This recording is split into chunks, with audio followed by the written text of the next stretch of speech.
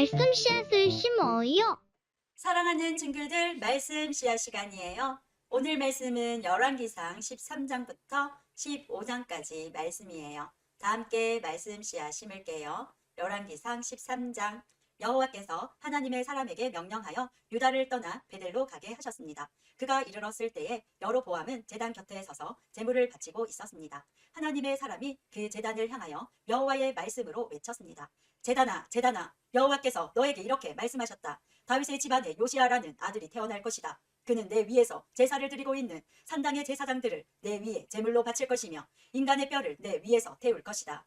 하나님의 사람은 이 일이 일어날 것이라는 증거로 이 제단은 갈라질 것이고 그 위의 재는 땅에 쏟아질 것이다 라고 말했습니다. 여로보암 왕은 하나님의 사람이 베델의 제단에 대해 말한 것을 듣고 제단 위에서 손을 뻗어 그 사람을 가리키며 저놈을 잡아라 하고 소리쳤습니다. 그러나 왕이 내민 발은 마비가 되어 움직일 수가 없었습니다. 곧이어 제단이 갈라지고 그 모든 재가 땅에 쏟아졌습니다. 하나님의 사람이 말한 증거대로 일이 이루어졌습니다. 왕이 하나님의 사람에게 말했습니다. 나를 위해 그대의 하나님 여호와께 기도해 주시오. 제발 내 팔을 고쳐달라고 기도해 주시오. 하나님의 사람이 여호와께 은혜를 베풀어 달라고 기도드리자 왕의 팔은 나아서 그전처럼 되었습니다. 왕이 하나님의 사람에게 말했습니다. 나와 함께 집으로 가서 음식을 듭시다. 그대에게 선물을 드리고 싶소. 하나님의 사람이 왕에게 대답했습니다. 왕과 함께 갈 수 없습니다. 왕이 나라의 절반을 준다 해도 갈 수 없습니다. 이곳에서는 아무것도 먹거나 마실 수 없습니다. 여호와께서 나에게 아무것도 먹거나 마시지 말라고 명령하셨습니다. 그리고 내가 온 길로 되돌아가지도 말라고 명령하셨습니다. 그래서 그 사람은 다른 길로 갔습니다. 베델에 올라왔던 길로 되돌아가지 않았습니다. 그때의 베델에 늙은 예언자가 한 사람 살고 있었습니다. 그의 아들들이 와서 그날 하나님의 사람이 한 일에 대해 이야기해 주었고 하나님의 사람이 여로보암에게 한 말도 들려주었습니다. 그러자 그 아버지는 그 사람이 어느 길로 돌아갔느냐 하고 물었습니다. 그의 아들들은 유다에서 온 하나님의 사람이 돌아간 길을 아버지에게 일러주었습니다. 그 예언자는 아들들에게 자기 나귀의 안장을 얹어달라고 말했습니다. 아들들이 안장을 얹어주자 그 예언자는 나귀를 탔습니다. 그는 하나님의 사람을 뒤쫓아가서 그가 상수리 나무 아래에 앉아 있는 것을 발견하고 다가가서 물었습니다. 그대가 유다에서 온 하나님의 사람이요? 그 사람이 대답했습니다. 그렇습니다. 내가 그 사람입니다. 예언자가 말했습니다. 나와 함께 집으로 가서 음식을 같이 드십시다. 그러자 하나님의 사람이 대답했습니다. 당신과 함께 돌아갈 수 없습니다. 그리고 당신의 집에 들어갈 수도 없습니다. 이곳에서 당신과 함께 무엇이든 먹거나 마실 수 없습니다. 여호와께서 나에게 너는 그곳에서 아무것도 먹거나 마시지 마라. 그리고 오던 길로 다시 돌아가지 마라 하고 말씀하셨습니다. 그러자 늙은 예언자가 하지만 나도 그대와 같은 예언자요 라고 하면서 거짓말을 했습니다. 주님의 천사가 나에게 와서 그대를 내 집으로 데려가 먹을 것과 마실 것을 대접하라고 하셨소. 하나님의 사람은 그 늙은 예언자의 집으로 가서 그와 함께 먹고 마셨습니다. 그들이 식탁에 앉아 있는데 여호와의 말씀이 하나님의 사람을 데리고 온 늙은 예언자에게 내렸습니다. 늙은 예언자가 유다에서 온 하나님의 사람에게 외쳤습니다. 여호와께서 당신에게 이렇게 말씀하셨소. 너는 여호와의 말씀을 듣지 않았다. 너는 너의 하나님 여호와께서 명령하신 것을 따르지 않았다. 여호와께서 너에게 이곳에서는 아무것도 먹지 말고 마시지도 말라고 하셨는데 너는 길을 돌이켜 먹기도 하고 마시기도 했다. 그러므로 너의 시체는 너의 가족 무덤에 묻히지 못할 것이다.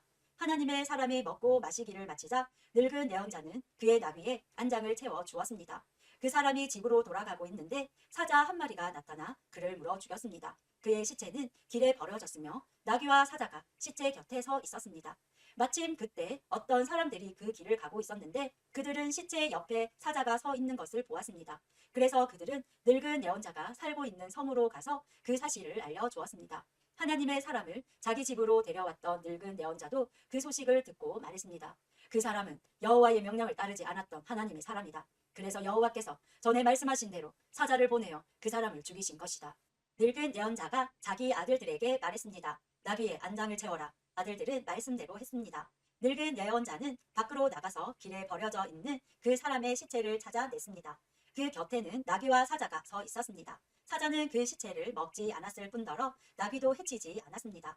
늙은 예언자가 그 시체를 자기 나귀에 싣고 성으로 돌아왔습니다. 그리고 그의 죽음을 슬퍼해주고 그를 묻어주었습니다. 늙은 예언자는 그의 시체를 자기 집안 무덤에 묻었습니다. 그리고 오, 내 형제여 하면서 하나님의 사람이 죽은 것을 슬퍼했습니다. 예언자가 그를 묻어준 다음에 자기 아들들에게 말했습니다. 내가 죽거든 하나님의 사람이 묻혀있는 이 무덤에 나를 묻어라. 내 뼈를 그의 뼈 옆에 두어라. 여호와께서 이 사람을 통해 베델의 제단과 사마리아의 여러 마을의 산당들에 대해 말씀하신 것은 반드시 이루어질 것이다. 그러나 여로보암 왕은 나쁜 짓을 그만두지 않았습니다. 그는 여전히 일반 백성 가운데서 산당의 제사장을 뽑았고 누구든지 산당의 제사장이 되고 싶은 사람은 그렇게 될 수 있게 하였습니다. 이와 같이 여로보암의 집안은 죄를 지었습니다. 그 죄 때문에 그의 집안은 멸망하여 땅에서 사라졌습니다. 14장. 그때의 여로보암의 아들 아비야가 병들었습니다. 여로보암이 자기 아내에게 말했습니다. 실로에 가서 예언자 아히야를 만나시오. 그는 전에 내가 이스라엘의 왕이 될 것이라고 말한 사람이요. 당신이 내 아내라는 것을 사람들이 모르게 변장하고 가시오. 그 예언자에게 빵 10개와 과자와 꿀 한 병을 선물로 가져가시오. 그가 우리 아들이 어떻게 될 것인지 알려줄 것이요. 여로보암의 아내는 그대로 했습니다. 그는 실로에 있는 아히야의 집으로 갔습니다. 아히야는 너무 늙어서 앞을 보지 못했습니다. 여호와께서 그에게 말씀하셨습니다. 여로보암의 아들이 병들었다. 그래서 여로보암의 아내가 그 아들에 대해 물어보려고 너에게 오고 있다. 그는 다른 사람인 것처럼 변장을 하고 올 것이다. 여호와께서는 아히야에게 무슨 말을 해야 할지 가르쳐 주셨습니다. 여로보암의 아내가 문에 들어서는 소리를 듣고 아히야가 말했습니다. 여로보암의 아내여 들어오시오. 어찌하여 다른 사람인 것처럼 변장을 했소. 내가 하나님의 명령을 받아 좋지 않은 소식을 당신에게 전해야겠소. 돌아가서 여로보암에게 전하시오. 이스라엘의 하나님 여호와께서 이렇게 말씀하셨소. 여로보암아, 나는 너를 이스라엘 모든 백성 가운데서 뽑아 내 백성의 지도자가 되게 하였다. 다윗의 집안에서 나라를 쪼개어 너에게 주었다. 그러나 너는 내 종 다윗이 언제나 내 계명을 지키고 온 마음으로 나에게 복종하며 정직하게 행하였던 것처럼 살지 않았다. 너는 너보다 먼저 나라를 다스렸던 자들보다도 더 나쁜 일을 했다. 너는 나를 배반하고 다른 신들과 우상을 만들어 나를 크게 화나게 했다. 그러므로 내가 여로보암 집안에 벌을 주겠다. 종이든지 자유인이든지 내 집안의 모든 남자는 다 죽이겠다. 쓰레기를 불러 태우듯이 내 집안을 완전히 멸망시키겠다. 내 집안 사람 가운데 성에서 죽는 사람은 개들이 그 시체를 먹을 것이요. 들에서 죽는 사람은 새들이 그 시체를 먹을 것이다. 아히야가 다시 여로보암의 아내에게 말했습니다. 집으로 돌아가시오. 당신이 성문에 들어설 시간에 당신 아들이 죽을 것이요. 온 이스라엘이 그의 죽음을 슬퍼하며 당신 아들을 묻어줄 것이요. 여로보암의 집안 사람 가운데 그 아들만이 무덤에 묻힐 수 있을 것이요. 여로보암의 집안 사람 가운데 그 아들만 여호와를 기쁘게 했기 때문이요. 여호와께서 이스라엘에 새 왕을 세우실 텐데 그 왕은 여로보암의 집안을 멸망시킬 것이요. 이 일은 곧 일어날 것이요. 또 여호와께서 이스라엘을 심판하셔서 이스라엘은 마치 물에 떠다니는 풀과 같이 될 것이며 여호와께서는 그들의 조상에게 주신 좋은 땅에서 이스라엘을 쫓아내어 유프라테스 강 저쪽으로 흩어버리실 것이요. 이런 일이 일어나는 것은 그들이 아세라 상을 만들어 섬김으로 여호와를 진노하게 만들었기 때문이요. 여로보암은 자기 자신도 죄를 지었을 뿐 아니라 이스라엘 백성에게도 죄를 짓게 했소. 그러므로 여호와께서 이스라엘 백성을 버리실 것이요. 여로보암의 아내는 일어나서 디르사로 돌아갔습니다. 그가 집안으로 들어설 때에 아이가 죽었습니다. 온 이스라엘은 그를 묻어주고 그의 죽음을 슬퍼했습니다. 이 모든 일이 여호와께서 그의 종 예언자 아히야를 통해서 말씀하신 대로 이루어졌습니다. 여로보암이 한 다른 모든 일, 곧 그가 전쟁을 하고 백성을 다스린 모든 일은 이스라엘 왕들의 역사책에 적혀 있습니다. 여로보암은 22년 동안 이스라엘을 다스렸습니다. 그가 죽자 그의 아들 나답이 뒤를 이어 왕이 되었습니다. 솔로몬의 아들 르호보암이 유다의 왕이 되었을 때 그의 나이는 41세였습니다. 그의 어머니는 암몬 사람 나아마였습니다. 르호보암은 예루살렘에서 17년 동안 다스렸습니다. 예루살렘은 여호와께서 자기 이름을 두시려고 이스라엘 온 땅 중에서 선택하신 성읍이었습니다. 유다 백성은 여호와께서 보시기에 악한 일을 저질렀습니다. 그들은 조상들보다도 더 많은 죄를 지어 여호와를 화나게 만들었습니다. 백성은 높은 언덕과 푸른 나무 아래마다 산당과 우상과 아세라 신상을 만들어 세웠습니다. 심지어 산당에는 남자 청기들까지 있었습니다. 이스라엘 백성보다 먼저 그 땅에 살던 사람들은 악한 일을 많이 했기 때문에 여호와께서는 그들을 그 땅에서 쫓아내셨습니다. 그런데 유다 백성까지 그들과 똑같은 일을 했습니다. 르호보암이 왕으로 있은 지 5년째 되던 해에 이집트 왕 시삭이 예루살렘에 쳐들어왔습니다. 시삭은 여호와의 성전과 왕궁에서 보물을 모두 빼앗아 갔습니다. 솔로몬이 만든 금 방패들까지 가져갔습니다. 르호보암 왕은 그 대신에 놋방패를 만들어서 왕궁 문을 지키는 경호대장에게 주었습니다. 왕이 여호와의 성전에 들어갈 때마다 경호원들은 그 방패들을 가지고 갔다가 일이 끝나면 다시 경호실에 놓아두었습니다.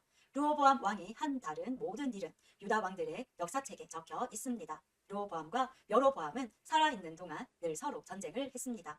르호보암은 죽어서 조상들과 함께 예루살렘에 묻혔습니다. 암몬 여자인 나아마의 아들 르호보암이 죽자 그의 아들 아비암이 그의 뒤를 이어 왕이 되었습니다. 15장. 느밧의 아들 여로보암이 이스라엘을 다스린 지 18년째 되던 해에 아비암이 유다의 왕이 되었습니다. 아비암은 예루살렘에서 3년 동안 다스렸습니다. 그의 어머니는 아비살롬의 딸 마아가였습니다. 아비암은 그의 아버지가 지은 모든 죄를 그대로 따라 했습니다. 아비암은 그의 조상인 다윗과는 달리 그의 하나님 여호와께 충성하지 않았습니다. 하나님 여호와께서는 다윗을 위하여 예루살렘을 지켜주셨습니다. 그리고 그의 아들이 예루살렘에서 왕위를 이어가도록 해주셨습니다. 왜냐하면 다윗은 언제나 여호와께서 보시기에 옳은 일을 했기 때문입니다. 다윗은 햇사람 우리아의 일 외에는 그의 평생에 하나님의 명령을 어긴 적이 없었습니다.